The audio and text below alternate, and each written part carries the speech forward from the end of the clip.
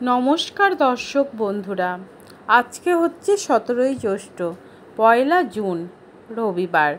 বাঙালিদের ঘরে ঘরে সন্তানদের মঙ্গল কামনায় মায়েরা পালন করছে আজকে মা অরণ্য ষষ্ঠীর ব্রত, যাকে আমরা জামাই ষষ্ঠীর ব্রত বলে থাকি। এবং এই ব্রত যদি পালন করা হয়, সন্তানের যেমন মঙ্গল হয়, পাশাপাশি দুই পরিবারের মধ্যে সম্পর্ক সুন্দর ও মধুর হয়ে ওঠে। যে কোনো ব্রতের পূর্ণ ফল তখনই পাওয়া যায় যখন সেই ব্রতের ব্রতকথা শ্রবণ করা হয়। তাই আজকের দিনে যারা এই ব্রত পালন করছেন তারা অবশ্যই শ্রবণ করুন মা অরণ্য ষষ্ঠীর এই ব্রতকথা, যাকে জামাই ষষ্ঠীর ব্রতকথা বলা হয়। আশা করি দর্শক বন্ধুরা এই ব্রতকথাটি শ্রবণ করে আপনাদেরও ভালো লাগবে।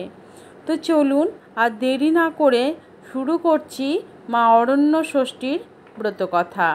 এবং জয় মা ষষ্ঠী। তো এক ব্রাহ্মণের ঘরে তার 3 ছেলে এবং তাদের 3 বউ থাকতেন, আর ছিল তাদের পোষা বিড়াল। 3 বউয়ের মধ্যে ছোট বউ মাঝে মাঝে খাবার জিনিস চুরি করে খেতেন আর দোষ চাপাতেন তাদের পোষা বিড়ালটার ওপর। বিড়ালটা ছিল মা ষষ্ঠীর বাহন। সে মা ষষ্ঠীর কাছে ছোট বউয়ের নামে নালিশ করত। এরকমভাবেই একদিন জ্যৈষ্ঠ মাসের শুক্লপক্ষের ষষ্ঠীতে ব্রাহ্মণী ব্রত পালনের জন্য পায়েস মিষ্টি রান্না করেছিলেন।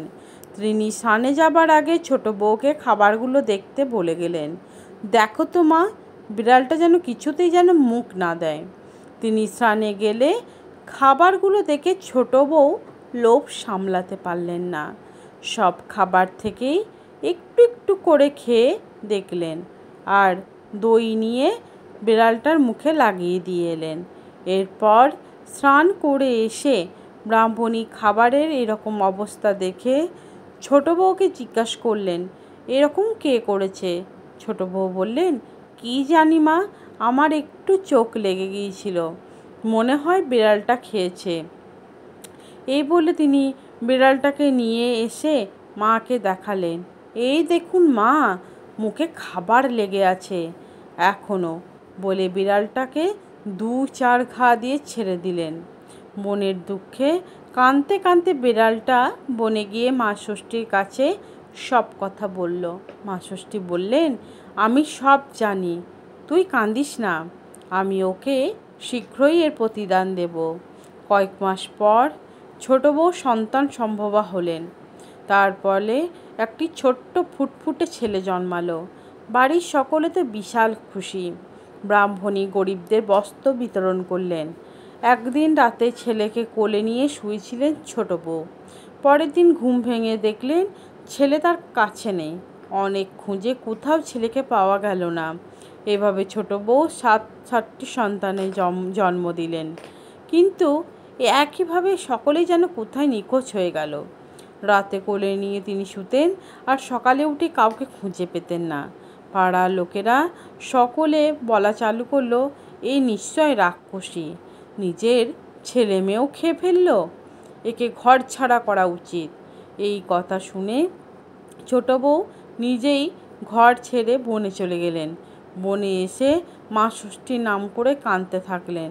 তার কান্না শুনে মা ষষ্ঠীর দয়া হলো এবং তিনি একজন বুড়ির ছদ্মবেশে এসে ছোট বউকে জিজ্ঞাসা করলেন, কি হয়েছে, কাঁদছিস কেন? ছোট বউ তার দুঃখের কথা জানালেন। তখন বুড়ি বললেন, নিজের দুঃখের কথা তো বললি, কিন্তু ছেলেপুলে হবার আগে তুই যে খাবার চুরি করে তোদের বিড়ালের নামে দোষ দিতিস সেটা তো বললি না। ছোট বউ তখন বুড়ির পায়ের ওপরে লুটিয়ে পড়লেন। তুমি কে মা, আমার এত কথা জানলে কি করে? মা ষষ্ঠী নিজের পরিচয় দিলেন। তখন ছোট বউ আরও জোরে তার পা ধরে জড়িয়ে ধরে বললেন, আমি অনেক ভুল করেছি মা, আমায় ক্ষমা করুন, আপনি যা বলবেন তাই করব। তখন মা ষষ্ঠী তাকে বললেন, পথের ধারে একটা মরা বিড়াল পচে পড়ে আছে, তুই 1 হাঁড়ি দই নিয়ে ওর গায়ে ঢেলে চেটে আর সেই দই হাঁড়িতে তুলতে পারলে তোর ছেলে মেয়েদের ফিরে আসবে। ছোট বউ তাই করলেন। তখন মা ষষ্ঠী তার ছেলে মেয়েদের ফিরিয়ে দিলেন এবং বললেন, এই দইয়ের ফোঁটা এদের কপালে দে, আর কখনো পুজোর জিনিস চুরি করে আমার বাহনের নামে দোষ দিবি না, আর ছেলে মেয়েকে কখনো দূর মরে যা বলবি না। এই বলে মা ষষ্ঠী অদৃশ্য হয়ে গেলেন।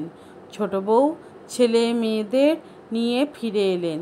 ব্রাহ্মণী নাতি নাতনিদের পেয়ে খুব খুশি হলেন। সকলে মা ষষ্ঠীর পুজো করলেন।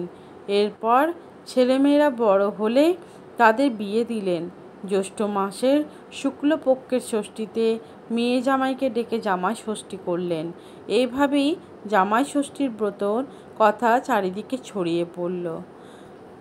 তো এটা হচ্ছে জামাই ষষ্ঠীর ব্রত কথা। আশা করছি আপনাদের ভালো লেগেছে। ভালো লাগলে চ্যানেলটিকে লাইক, শেয়ার, সাবস্ক্রাইব করে পাশে থাকবেন, এটাই আপনাদের কাছে একান্তভাবে অনুরোধ। সবাই ভালো থাকবেন, সুস্থ থাকবেন, সাবধানে থাকবেন।